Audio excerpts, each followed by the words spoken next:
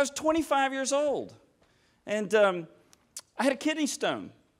Now, I knew I had a kidney stone, and here's why. My dad had had 2 bouts of kidney stones in about 18 months. The first one he had, he laid on the floor. Anybody, you probably all know people like this. Some of your fathers are just like this. He's Depression era. He had a kidney stone, woke up in the middle of the night. He's in excruciating pain. He goes to the bathroom and lays on the bathroom floor for 4 hours because he didn't want to bother anybody, right? And so he's in pain and groaning. So we found him in there, and we live in a small town, as I said. We call the doctor. The doctor comes over to our house like 5 a.m., comes over and does a quick assessment and says, I think it's probably kidney stone.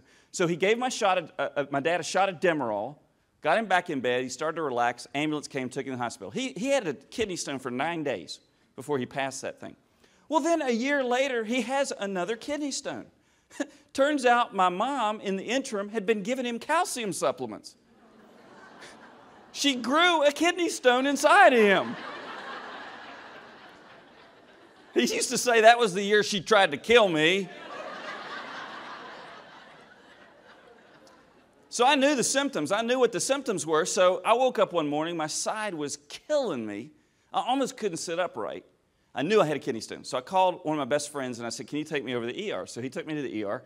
I walk in, I met the triage nurse, and I said, you know, I think I've got a kidney stone. I probably need some Demerol.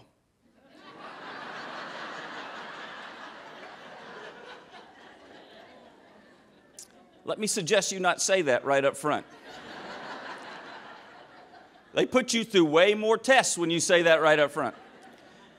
So I go through all these tests, and it turns out that it's a whole series of ruling out everything else. You know, when you go to the doctor, it's ruling out everything else. So turns out one of the things they have to rule out if you have a kidney stone is a prostate problem.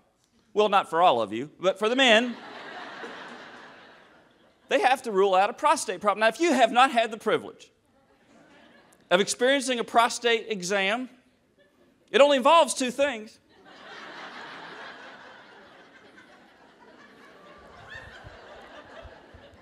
A glove and a finger.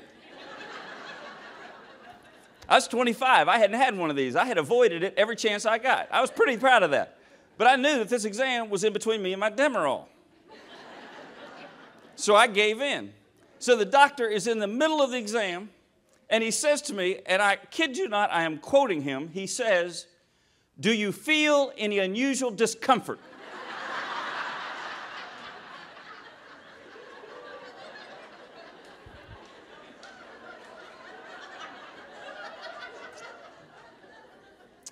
And I'm thinking to myself, this must be what it must feel like to be a Muppet.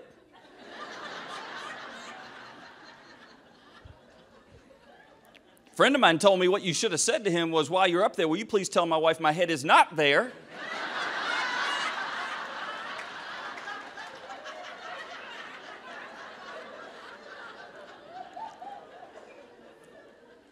Well, needless to say, he was not a fun-loving guy. And this was a painful experience. It was very uncomfortable and very stressful and very awkward. Fast forward 5 years. I am at my family practice doctor for my annual physical. My family practice doctor also wants me to go through this exam.